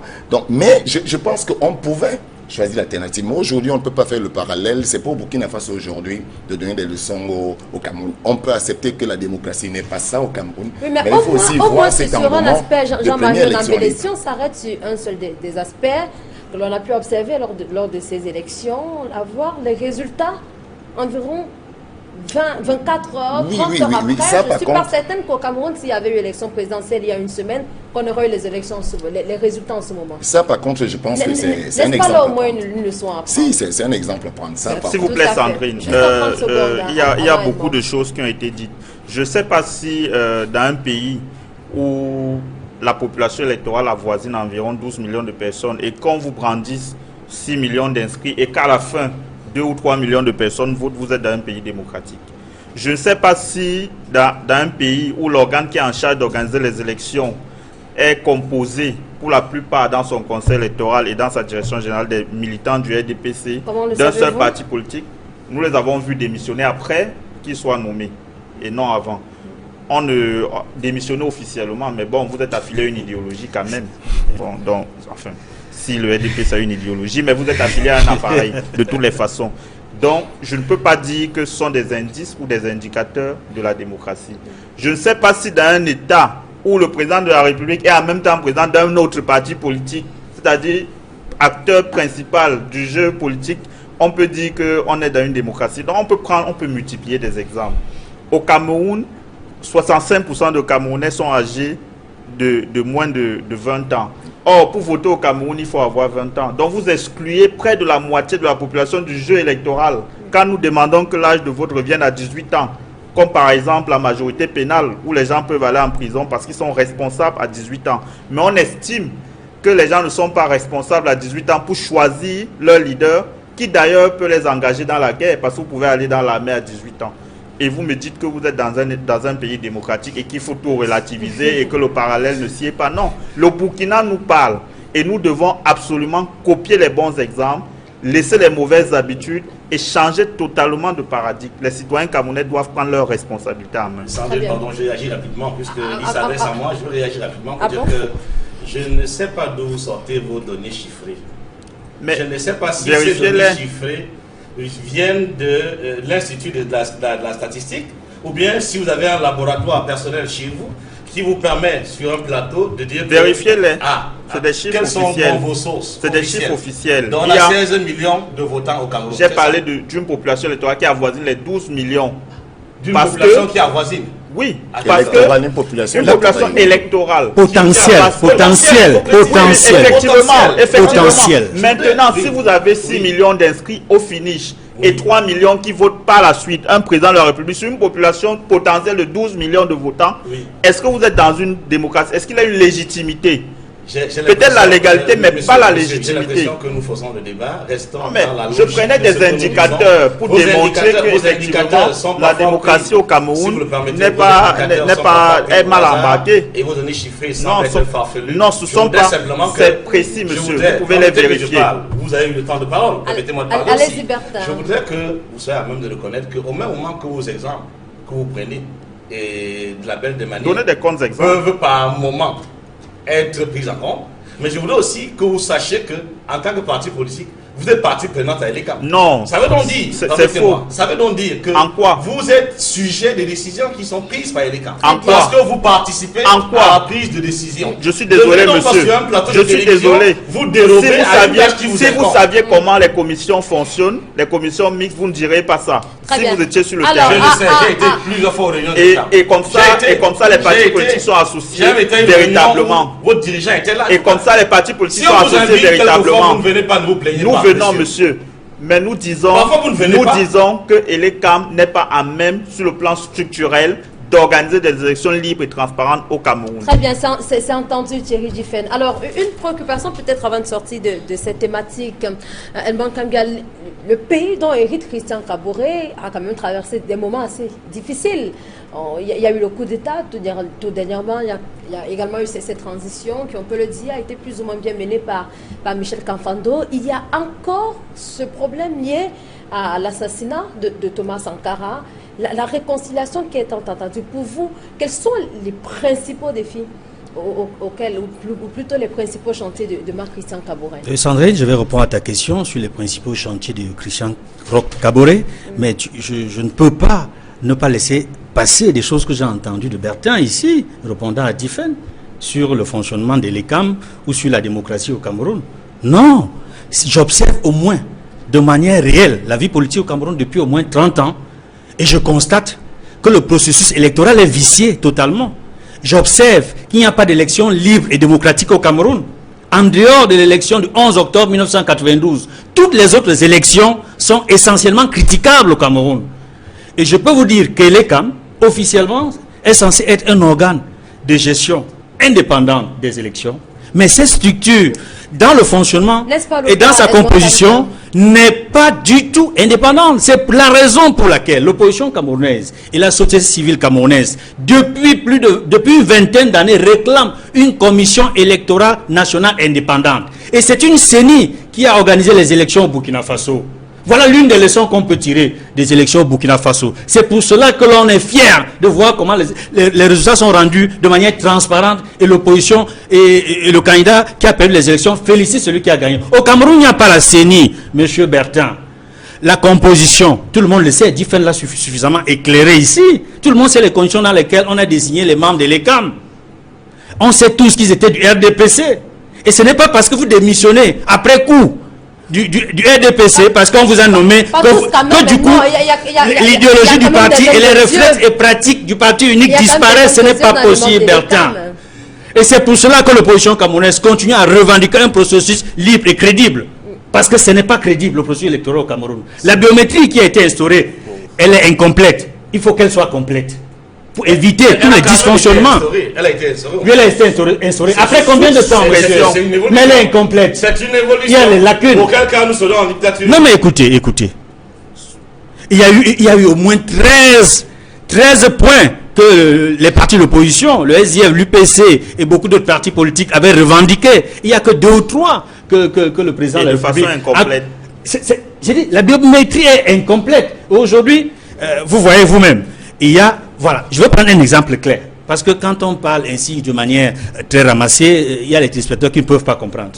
Pourquoi le chef de l'État, le président national du RDPC, a-t-il attendu aussi longtemps pour mettre fin au désordre, au cafouillage qui existait à Elekam? C'est-à-dire, on avait un président du conseil électoral qui était en bisbille, avec le directeur général des élections, c'est-à-dire Fonka Mazou et Sanitani Mou se faisaient la guerre. Pourquoi a-t-il attendu si longtemps pour mettre de l'ordre? Mais c'est parce qu'il a bien voulu que ce désordre-là exista. Pour faire durer, il y en a qui parlent du temps du président. Mais c'est le temps de la pourriture. C'est pour que les choses se gâtent. Mais on n'avait pas besoin de perdre tout ce temps. Le Cameroun avait beaucoup d'autres choses à faire. Aujourd'hui, il faut revoir totalement la loi électorale, M. Bertin. Il faut revoir la loi électorale parce qu'elle est mauvaise. Nous devons passer à une étape supérieure. Il faut un scrutin électoral de tout au présidentiel, comme au législatif. Il faut totalement mettre de côté. Mais il faut, non, mais il faut tout. Nous sommes dans une dictature. C'est ça votre prise de position. Écoutez. Moi j'ai dit. Mais nous sommes dans une dictature. Écoutez, le MRC, il y a des militants qui sont allés présenter un plaidoyer devant l'Assemblée nationale. Ils ont été massacrés devant l'Assemblée nationale. Ça, c'est un pays normal où on ne peut pas faire de revendications, où il n'y a pas de marche pacifique. La police et les gendarmerie brutalisent des gens qui sont allés faire une revendication pacifique pour informer les députés sur une situation nationale. C'est la démocratie. Non, vous parlez de démocratie. Il n'y a pas de démocratie, monsieur. J'ai simplement dit que les CAM n'est pas indépendant. Alors il faut donc. Les membres ne sont pas indépendants. La preuve. Il faut créer un autre État. La dernière information que vous ne connaissez peut-être. Il faut changer le système de gouvernance. Il faut changer le système de gouvernance en enlevant le président national du RDPC et en définissant une nouvelle vision. J'ai démontré qu'il y a des lacunes pour la démocratie au Cameroun et les CAM n'est pas indépendant. Doivent prendre leurs responsabilités. Permettez tout au moins Edmond de Savez-vous pourquoi l'évêque de Bafoussam a démissionné de ses fonctions à Elekam? Oui, vous ne le savez pas. Mais c'est parce qu'il s'est rendu compte que cette structure n'est pas libre et indépendante. Il ne pouvait pas donner le meilleur de lui-même dans ses conditions. Permettez tout au moins à Bertin de dire un mot et puis on va avancer. Mais parce qu'il ne sait pas comment fonctionne la vie politique au Cameroun. J'ai l'impression qu'il vient d'arriver. J'ai l'impression qu'il ne connaît pas le Cameroun. Mais il est dans son rôle. Les élections ne sont pas libres au Cameroun. Ce que je veux dire, dans tout le respect que cela puisse avoir, c'est que n'oubliez pas, et je l'ai dit à l'entame, la démocratie c'est un idéal. Je conviens avec vous qu'il y a des choses à refaire, il y a des choses, il y a des angles sur lesquels nous devons revoir les choses. Il y a peut-être, dans le fonctionnement des CAM, il y a des manquements, ça je le reconnais. Mais maintenant, de là à tomber dans un négativisme qui reviendra à dire que non, il faut peut-être tuer les CAM pour remplacer les CAM par une CENI. Je vous rappelle qu'en Afrique de l'Ouest, il y a beaucoup d'autres CENI qui ont moins fonctionné que les CAM. La CENI, ce n'est pas une panacée miraculeuse que l'on offrira à un peuple en disant voilà. Personne ne l'a dit. Je conviens avec vous que l'ECAM a des lacunes qu'il va falloir réguler.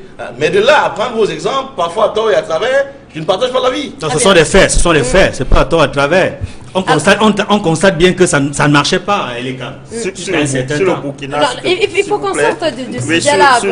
Pratiquement, c'est on a une thématique. Sur le Burkina, je voulais juste appeler le peuple burkinabé à consolider les acquis, qui ont été, comment il va dire ça, qui ont été gagnés dans le cadre de ce processus, et à être en éveil permanent, parce que on ne sait jamais, il y a toujours des gens qui veulent revenir sur ces acquis démocratiques, et il faut à tout moment être prêt à redescendre dans la rue si jamais les acquis veulent être remis en cause. Ça s'appelle un appel à la révolte. Dans la même logique, juste en 30 secondes. Aux Burkinabés qui comprennent aussi que le pouvoir ne se ramasse pas dans la rue et que ceux qui dirigent, indépendamment de leur passé, ont une base à partir de laquelle ils peuvent avoir une confiance du peuple.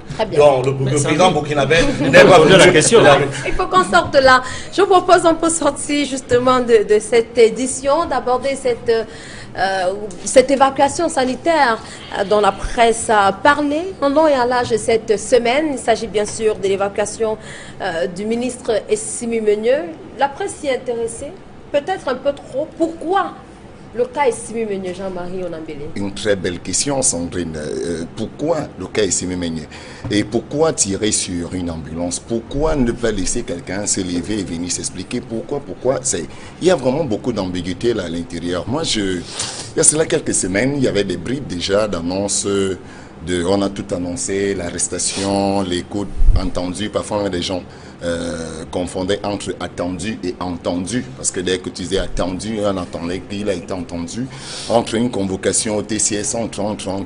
Moi, je n'aime pas souvent faire l'autoflagellation, donc parler du mal de mes confrères, mais je dis, au moment quand même, il faut qu'on ait aussi un peu de responsabilité. Il faut qu'à un moment quand même, qu'on ait souvent un peu de compassion. Quand on est journaliste, on a aussi cette responsabilité, on a cette flamme qui vit. Que reprochez-vous à la presse dans ce cas? On a eu, il faut le dire, un vrai tir groupé, une vraie cabale qui a été montée contre un individu qui n'est même pas de ma famille, je vous promets, mais à un moment, ça devenait un peu criard. On a eu l'impression, à un moment, qu'on ne voulait même pas que ce monsieur s'exprime. Un monsieur ne peut pas être couché. Quels seraient donc les instigateurs, Jean-Marie Onambélé? Il y a des gens qui ont, il faut le dire, et ont vraie peur qu'Essimi Meigné parle. Et il parlera un jour, ça c'est sûr. Il parlera un jour, et ça c'est sûr. Et je pense que sur votre plateau, un jour, il y a un grand frère que j'aime beaucoup qui est venu vous présenter un dossier, un grand dossier. Dans ce dossier-là, la seule personne impliquée, ce n'était pas monsieur Essimi Meigné. Ils sont nombreux. Mais pourquoi on ne parle pas des autres? Pourquoi on ne parle qu'une seule personne? Est-ce que c'est le seul vélo? Est-ce que c'est le seul? Non, pas le dossier. Le dossier Jovic. Le dossier Jovic, parce que le dossier Cofinex, même déjà, on a en fini avec lui là-dessus. Donc, est-ce qu'il est le seul bandit actuellement? Pourquoi une seule personne? Et parce qu'il y a eu trop de rumeurs dans tout ça. À un moment, je discutais avec un ami, je disais que mais vous parlez des choses, je suis d'accord avec vous, mais dites-moi, quelles sont les preuves? Qui a été au TCS voir M. Essimi Meigné arriver? Qui a vu la convocation qu'on aura envoyée à M. Essimi Meigné? Qui a? On est dans une société des rumeurs et ça, je ne vous mens pas, à un moment, si vous savez que quelqu'un est malade, personne n'a même son bilan de santé, personne n'a son carnet de santé, donnez-lui au moins d'abord le bénéfice du doute. Et ce qui est sûr, un jour, il reviendra et il va s'expliquer. Et dans la presse, a-t-elle fait dans la rumeur, pratiquement, Edmond? Oui, sur ce sujet-là, vraiment, tu me permettras de dire ce que je pense. Parce que c'est un sujet êtes là justement pour ça. Sur lequel nous nous étendons depuis un certain nombre de temps. Je ne sais pas, nous, c'est l'ensemble de la presse, des journalistes. Et ça permettrait d'expliquer et de comprendre pourquoi la presse s'intéresse à ce cas précis. N'oubliez pas qu'Essimi Meigné, avant d'être ministre de l'Agriculture et du Développement Rural, il a été ministre des Finances. Il a tenu des propos tribalistes. Il a tenu des propos tribalistes dans un certain nombre de dossiers, notamment le dossier Cofines, dossier Amity Bank. On a vu comment le propriétaire d'Amity Bank s'est battu jusqu'à solliciter la Cour de justice d'arbitrage du Tchad, gagner le procès, mais la décision n'a pas pu être appliquée à son détriment. Vous voulez nous dire que c'est la vengeance, de ces propos tribalistes là? Non, ce n'est pas la vengeance, je n'ai pas parlé de vengeance. Non, je pose juste la question. Que c'est un dossier profond. De vengeance alors? Il y a des causes lointaines, il y a des causes immédiates. Et je parle des causes lointaines pour montrer la spécificité de ce dossier. Voilà, monsieur, quand il était ministre des Finances, il dit, mais quel est ce pays où les banquiers, ils ne sont que des Kamdem, des Fotso, des Kamga? Il a dit à la CRTV et dans tous les médias. Et Paul Biya n'a rien dit. Vous vous rendez compte? Mais un monsieur comme ça qui traite les Camerounais, qui est tribaliste devant les micros, les médias d'État. Mais Paul Biya aurait dû prendre les décisions qui s'imposent et dire, monsieur, ce que vous faites est contraire à la Constitution. Nous devons être fiers de notre diversité culturelle et linguistique. Donc un monsieur comme ça qui est tribaliste et qui tue une banque dans sa liquidation à Amity Bank parce que le propriétaire est un Bamileke. Moi je vous dis, et ça c'est quelque cause lointaine. Pourquoi est-ce qu'une certaine presse a un certain regard vis-à-vis de ce monsieur? Donc c'est une vengeance. Je ne dis pas qu'il n'est pas malade. Donc je ne dis pas que sa maladie est imaginaire. Je vous explique pourquoi son cas est particulier. Et je vous dis, dans la presse, il n'y a pas que la presse où des patrons sont d'une certaine ethnie. La presse est diversifiée. Les patrons de presse appartiennent à toutes les ethnies au Cameroun. Et vous pouvez lire ces journaux. Ce ne sont pas seulement les presses dont les patrons sont d'une certaine ethnie qui parlent d'une certaine façon de M. Essimi Meigné. Parce que ce cas précis, et je le dis, je le rappelle parce que c'est important de comprendre cela, pour dire que cet homme-là est dangereux. Essimi Meigné, c'est un monsieur dangereux. Et je dois dire, Paul Biya est gentil lorsqu'il permet, n'est-ce pas, l'évacuation sanitaire de ce monsieur qui risque de ne pas rentrer. Effectivement, comme quelqu'un l'a dit dans un journal, j'ai dit il peut ne pas rentrer. Mais pour des raisons évidentes. Il est lié dans beaucoup de dossiers, ce monsieur. Donc voilà quelques éléments d'appréciation comme ça pour permettre de mieux comprendre, comme tu le demandais, quelle est la spécificité de ce dossier, ou de ce monsieur-là. Bon, il ne nous revient pas de dire de quelle maladie il souffre, nous ne sommes pas médecins, et même si nous le savions, le secret médical nous oblige à nous taire. Voilà un peu des éléments que je peux vous donner. Il y a pourtant des journalistes qui ont parlé. Non, mais c'est intéressant quand même. On a déjà un pan quand même de réponse. C'est que c'est une vengeance. C'est une vengeance qui a... pourquoi le public s'intéresse à ce monsieur. C'est un monsieur qui est dangereux pour la nation. Alors, merci Edmond. Au moins, c'est là on a compris. Oui, je voulais dire que avant, il faut mettre un petit bémol sur l'analyse de Jean-Marie tout à l'heure. Il y a également des journalistes qui ont pris fait et cause pour M. Simi Menyi. J'ai vu des gens dans des médias demander à parler de ce dossier pour tout leur temps de parole et qu'après on leur donne même plus la parole, mais ça ne peut pas être désintéressé. Vous ne pouvez pas venir à un débat comme celui-ci et vous dites que vous ne parlerez que du dossier Simi Menyi et de façon orientée. Donc il y a eu des deux côtés, il y a eu un peu de la surenchère, de l'exagération.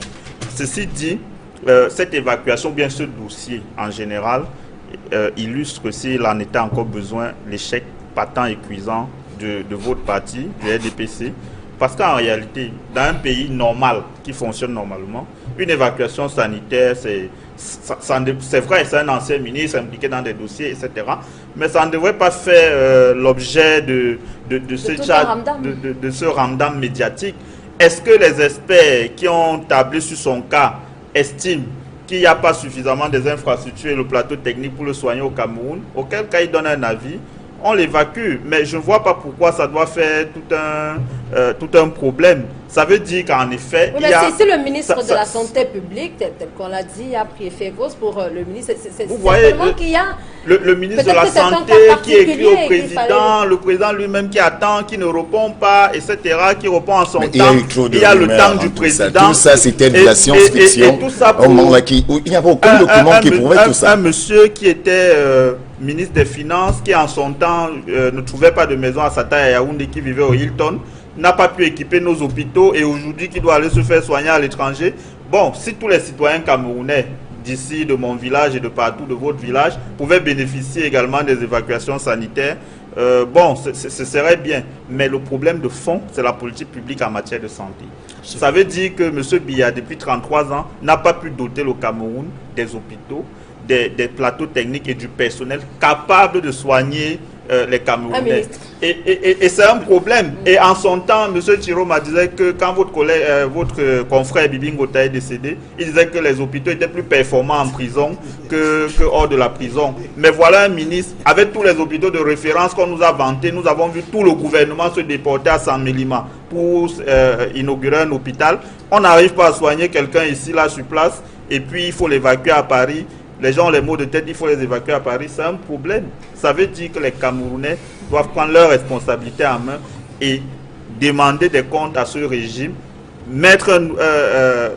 pour permettre à ce qu'on mette en place des politiques publiques qui prennent en compte leurs intérêts de façon complète et définitive. Voilà notre position. Moi, ce qui me surprend dans tout ce débat, c'est de voir comment on passe d'un modèle démocratique à un modèle où quelqu'un qui est malade n'a pas le droit d'aller faire soigner. C'est-à-dire que nous sommes tous en train de dire que non, le Cameroun, c'est un pays, il faut démocratiser, il faut. Nous sommes tous d'accord. Si est malade et qu'il va aller se faire soigner, où est le problème? Est-ce qu'il y a un problème de fond? Bon, s'il y a un dossier sur lequel il est impliqué et qu'on a des références et des preuves qu'il est vraiment impliqué, la justice fera son travail. Alors maintenant, de là à venir dire, et j'ai l'impression, cher monsieur, qu'à chaque fois que vous avez la possibilité de prendre la parole, vous trouvez ce talent magique de faire le lien rapidement avec le RDPC, bien le parti parce que c'est lié en fait. Oui, si Simi a traîné à partir, parce que c'est le RDPC. S'il allait tardivement, si là-bas, si là-bas il ne revient plus, c'est encore le chef de l'État. C'est effectivement lié. C'est trop facile. C'est trop facile. Justement sur cet aspect, Bertin, justement sur cet aspect, lorsque certains journalistes s'interrogent justement sur le cas ici Menyi, on ne va certainement pas évoquer tous les dossiers dans lesquels il serait impliqué, mais lorsqu'on regarde des personnalités comme Ambassadang et les autres qui sont partis pour des motifs plus ou moins similaires, j'allais dire des maladies et autres, des permissions, et qui ne sont pas revenus, est-ce que cela n'est pas suffisant pour interpeller tout de même? Ce n'est pas suffisant parce que Daya s'est parti sans être malade. Demandez-vous comment il a fait pour partir. Donc, il faut dire certaines choses. Vous nous annoncez que d'ailleurs, si vous nous mettez bien dans ce dossier, suivez, dans ce dossier. Moi, je parlais bien dans ce dossier. Il est du RDPC, il faut je reconnais que dans ce dossier, il y a eu un tapage médiatique qui a été savamment orchestré. Et puis, par qui, je conviens même. Par qui et pour quel objectif? Edmond nous a donné quand même des trucs de réponse tout à l'heure. Qu'il s'agissait d'un tribaliste qui a fait tomber des banques, raison pour laquelle, comme vous êtes vous-même juge et parti, vous trouvez qu'il n'allait pas voyager. Moi, on n'a pas dit ça. Qui l'a dit? En attendant qu'il y ait une preuve de son implication réelle dans les dossiers que vous avez évoqués, et là, moi, je n'en ai pas, j'estime que pour quelqu'un qui est malade, la moindre des choses reviendrait à permettre à ce qu'il aille se faire soigner. Je ne suis pas de ceux qui pensent que s'il reste là-bas, ce serait bien pour nous. Non. Voilà. Il y a aussi un risque qu'une fois là-bas, qu'il ne revienne plus. Vous avez cité des cas. Vous avez cité des cas. Mais je voudrais que l'on reste dans un débat logique. Pas dans cette forme de pensée qui voudrait que chaque fois, mon ami de gauche trouve le talent, il en a le tact, très rapidement. Idéologiquement, vous êtes calé. Très rapidement, il trouve le lien avec le RDPC et il y a une personne qui est votre cible. Vous cherchez sûrement le diable, mais vous l'avez à vos pieds. Alors, Jean-Marie Lambélé, tout à l'heure, je vous ai entendu dire que, d'ailleurs, on a donc en image cette petite une du journal La Méthode qui dit que le ministre Essime Migneux dribblerait peut-être la justice. Vous avez dit qu'il reviendra pour parler, pour s'exprimer. Je ne peux pas. A-t-il été invité à parler, mais de quoi, finalement? C'est ça le véritable, c'est même ça la question, parce que personne ne nous montre et personne ne nous démontre même qu'il a été soit entendu, soit convoqué, soit. On n'est que dans des élucubrations, dans des rumeurs, dans j'ai l'impression qu'on est dans un grand roman fantasmagorique où les gens sont en train de crier et tisser toute une chose. Moi, je suis content, le grand frère tout à l'heure a quand même donné certaines réponses à ça, vraiment, ça conforte un peu. Non, plus ou moins, mais il y a une chose, et je répète toujours, il ne faut jamais vraiment vendre la peau de l'ours avant de l'avoir tué. Et quoi qu'il en soit, c'est pas à moi ici de dire qu'il reviendra, mais je pense que ceux qui ne veulent pas qu'il parle seront vraiment déçus parce qu'il parlera un jour. Edmond Kamgar, vous attendez également qu'Essime Migneux vienne nous parler? Ah, qu'il vienne ou qu'il ne vienne pas, le chef de l'État a pris la décision de le faire évacuer. Donc il assume la pleine responsabilité. Mais c'est pas la fuite, le chef de l'État ne lui a pas donné le permis de fuir. Ah oui, ça je le sais, ce document ne s'appelle pas permis de fuir. Mais Edmond, il y en a qui s'interrogent aussi, justement, vous parlez de départ, il y en a qui s'interrogent et se demandent pourquoi c'est le secrétaire général à la présidence de la République qui a finalement signé cet accord, bien cette permission. Il y en a qui s'interrogent également de savoir pourquoi, en ce moment, si le ministre de la Santé publique, André Mamafouda, avait depuis plusieurs semaines, bien depuis plusieurs mois, évoqué ce cas critique d'Essime Migneux, pourquoi ce n'est qu'en ce moment, finalement, il s'en est allé, lorsque le président de la République se trouve en France? Écoutez, vous voyez le parallèle? Est-ce que cela vous dit quelque chose? Oui, disons, c'est une coïncidence. C'est une coïncidence que cela se passe quand il se trouve en France. Mais en réalité, cela me permet d'évoquer un sujet important, le biaïsme dans le RDPC. Vous savez, si vous écoutez les débats politiques au sein du RDPC, vous comprendrez qu'il y a plusieurs camps à l'intérieur de ce parti-là. Il y a eu d'abord les rénovateurs fondamentalistes, puis les progressistes, et après les modernistes, et puis il y a un nouveau courant qu'on appelle le biaïsme. Et ce qui se passe actuellement, la décision que Paul Biya a prise fait partie du biaïsme. C'est-à-dire, c'est une forme de RDPCisme qui s'appuie sur la personnalité de Paul Biya. Le biaïsme. Il y a des militants du RDPC qui sont biaïstes, d'autres qui ne le sont pas. Parce que la différence entre le RDPC et Paul Biya, c'est que Paul Biya impacte sur un certain nombre de décisions en tant que président national du parti et président de la République. Il y a l'homme politique et l'homme d'État. Il y a la raison d'État et le cynisme politique. Alors que le RDPC tout seul ne peut pas utiliser tous les moyens de l'État sans la personnalité de Paul Biya, le chef de l'État. Ça a l'air un peu compliqué, mais c'est pour vous dire qu'en réalité, si Paul Biya ne décide pas de faire ceci ou cela, pour un militant ou un non-militant du parti, pour un ministre ou quelqu'un qui n'est pas ministre, cela ne se fera pas. Et c'est pour cela qu'il en 5 secondes. Écoutez. C'est important de le dire. Vous avez raison. Vous avez entièrement raison. C'est pour cela qu'il je vous le dis. Très bien, puisque vous le dites. Il abuse de ces deux casquettes de président national du RDPC et de chef de l'État dans une confusion où les Camerounais ne se retrouvent pas. Très bien. Et puis c'est un jeu qui fait de lui un véritable Maradona de la politique. Comme Mais Sandrine, Merci. il a raison. On s'arrête justement à cette expression de Edmond Kamga, véritable Maradona de la politique. C'est tellement que certains le retiendront. Merci donc à vous, très chers messieurs. Nous sommes à la fin. Merci Jean-Marie Onambélé d'avoir accepté cette invitation. Merci également Sandrine à vous, Thierry Giffen. Nous remercions également à Edmond Kamga et à Bertin Takuloko. Madame, monsieur, nous vous disons également merci d'avoir été au rendez-vous de droit de réponse ce dimanche. Merci de rester avec nous. À très bientôt. C'est plaît à dire au revoir.